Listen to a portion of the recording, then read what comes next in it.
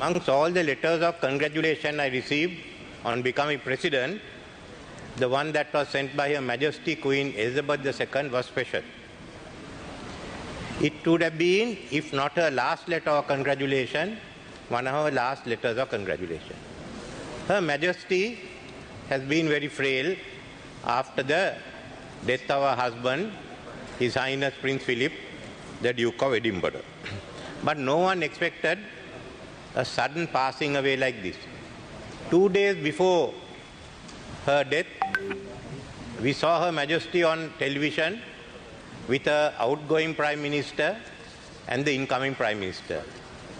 She looked a bit exhausted, but anyway, anyone who spends half a day with outgoing Prime Minister Boris Johnson and the incoming Prime Minister Liz Truss would have been exhausted, so that was nothing special. And then we heard of her passing away. The ceremonies are all over.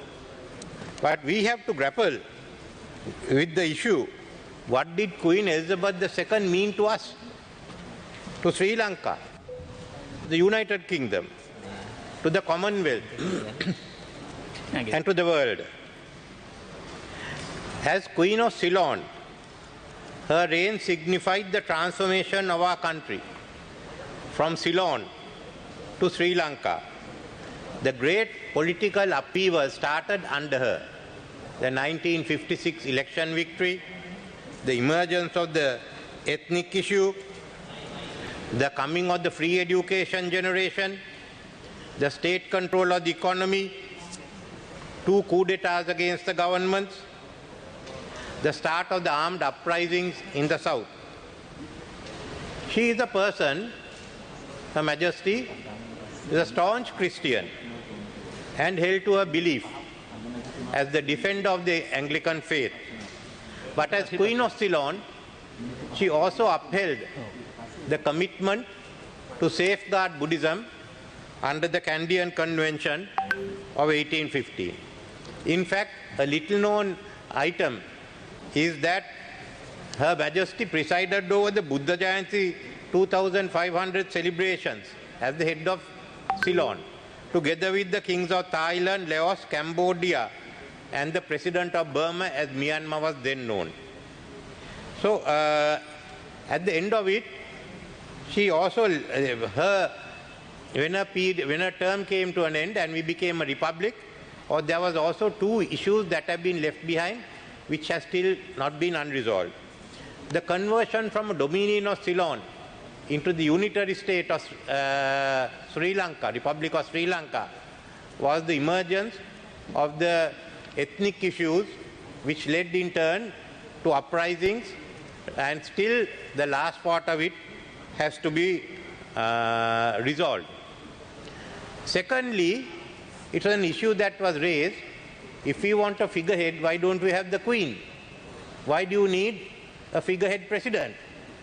I remember the late Mr. Siriwardana, editor of the Atha, wrote an editorial that we need not become a republic to become a socialist country. And then there was the issue that was raised by the then leader of the opposition, Honorable J.R. Jayawardena, supported by his chief whip, Ranasinghe Premadasa, as to why we need a figurehead president. If we are to have a president, we should have an executive presidency on the model of France. Now, this is also still unresolved question. Many have pledged and want elections to abolish it, but no one has done it. But in a sense, she represented not only the transformation of Sri Lanka, but also the transformation in the rest of the world. The transfer of power from West to Asia and Africa. The dismantling of the British Empire. And the UK joined Europe, then they have left Europe and is now redefining its role as global Britain. Queen Elizabeth II was different. From head of the British colonies, she became head of the Commonwealth of Nations. The transformation which represents her greatest success bringing together the West and the rest. This Commonwealth of Nations saw some of the most outstanding leaders of our time get together with Her Majesty the Queen. Sir Winston Churchill, Dame Margaret Thatcher, Pandit Jawaharlal Nehru, Sir Robert Menzies, Pierre Trudeau, Lester Pearson, Nelson Mandela, Kenyatta, Kenneth Kaunda, Nyerere, Nkrumah, Lee Kuan Yew, and Tunku Abdul Rahman, amongst others. In this transformation, Queen Elizabeth II became to us a symbol of stability, a symbol of adaptability. No other queen would have jumped off a helicopter with James Bond, and a symbol of duty. As a global icon, she outranked the UK, a nation which has now to chart its fortune without its greatest soft power asset, Queen Elizabeth, who was 100 times more powerful than the aircraft carrier named after her. It is to pay our respect to this global icon, which took many of us to the